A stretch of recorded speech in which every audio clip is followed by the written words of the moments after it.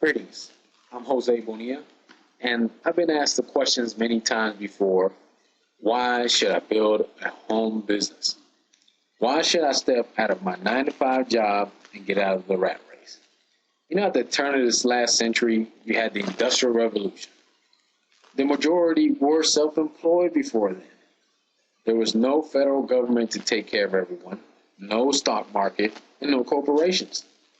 People lived on their farms, ate what they grew, and they wore what they made.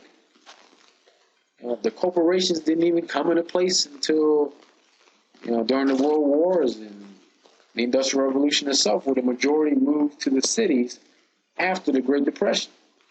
And then the rights of workers through unions began to develop. And the right way of achieving the American dream was ingrained within ourselves was by going to go get a job, buying a house, and getting married. There was enough money to do that then. Yet, as the decades rolled by, inflation pushed the prices higher and higher, and eventually we weren't even able to sustain ourselves with a single source of income, or even with a dual one. We've been groomed all our lives into believing that the way to success is to go to school, get a couple of breaks, recess, another break, go home by 3, and that's just like a job. You get up, go to work, get a couple of breaks, and you're off and come home. I was told in order to be successful, we must go to school, get good grades, and that will allow you to get a secure job, and then after being at that job for the rest of your life, you are absolutely set, right? Now, I did exactly that. I graduated from the University of Louisville in Louisville, Kentucky. I progressed through varying starter and intermediate positions to those of leadership in an array of industries from construction to manufacturing and health. Yet I found that no matter how much I felt I was worth, I wasn't getting paid what I was worth. I was just getting enough to pay the mortgage, pay for my insurance, my car notes, food, gas, and utilities, and that was with a dual income household. Then my water heater burst. I didn't even have the rainy day funds to pay the deductible. Luckily, my credit was good then because I used a credit card to keep me afloat. In time, that has placed me in over $10,000 in debt and credit cards alone, not counting my student loans. I then thought, well, maybe I'll just join the Army, and they'll give me credit for all my experiences and pay me what I'm worth. Even while I'm in the Army, with all the great benefits and the good pay, I found myself removed from a community of lower cost of living to a community where the cost of living is one of the highest in the nation of New York. Now I'm back to where I was, square one, working 80 hours a week on salary. And it turns out the Army is downsizing as well, just like any other corporation. The promotions are coming further and further apart. Our last raise was less than 2%. Not even keeping up with inflation. Here I am trading time for money, and time is money. I'm exactly where I was before. I know a lot of you have had the same experiences, have been laid off, are overqualified, and you better not even ask for more hours or more time or even for a raise because you're lucky to even have a job in the first place.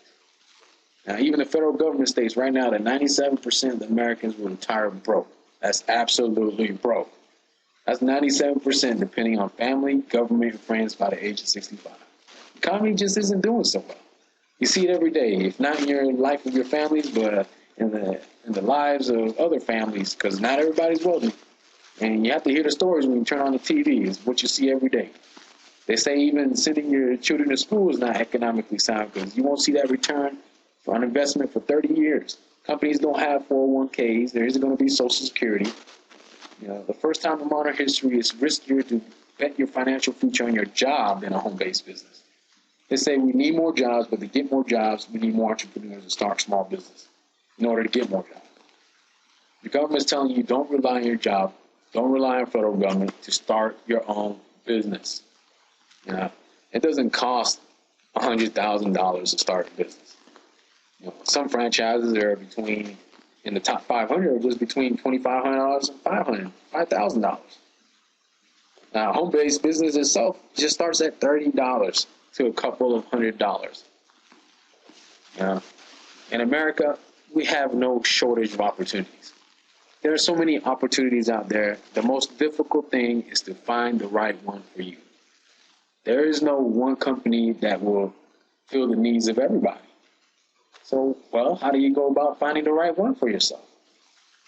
Now, are you looking to walk off your job? And then you need to go about looking for a company that offers long-term residual income. If you want some upfront cash, some quick money, look for a company that offers large upfront bonuses. But let me tell you, they won't be here for long. Now, if you're looking for a company that has good products and services, look for exactly that. Now, what I was looking for was long-term residual income, so that when I retire, I have steady income coming in even long after I retire.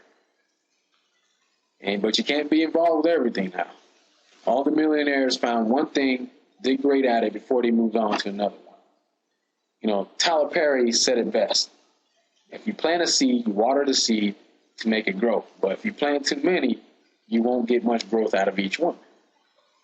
Pick the company, stick with it, put aside a year's worth of the monthly overhead, whether it's the monthly cost of being in the company itself, regardless of your results. If you don't have a dime, at a minimum, you'll have what it takes to keep yourself afloat for the entire year, to give yourself time to grow. Now, if you want more, you have to personally grow. It doesn't mean that you found the right company and the floodgates are going to absolutely just open up. If you're not willing to invest your time and money to change your current lifestyle, you're going to be in that exact same lifestyle for the next 10 years. If you want to change your lifestyle, you have to get out of your comfort zone, change what you're doing. Now, you may not even make a dime for the first 3 months, but when those floodgates do open up, they will keep on flowing. The point is, find your opportunity and just do it, regardless of what everybody else says. Regardless of your results, just keep on pushing forward. Just do it. Take action.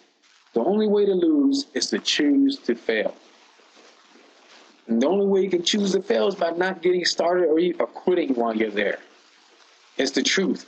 I'm speaking from personal experience. Pick your business, get started. Mine is Vitel. This company is going to make me $1 million. It's not for everybody, but remember, whatever you want to do, just do it. Get started. There's plenty of opportunities out there. Find it and just do it. I'd just like to thank you for listening, and God bless.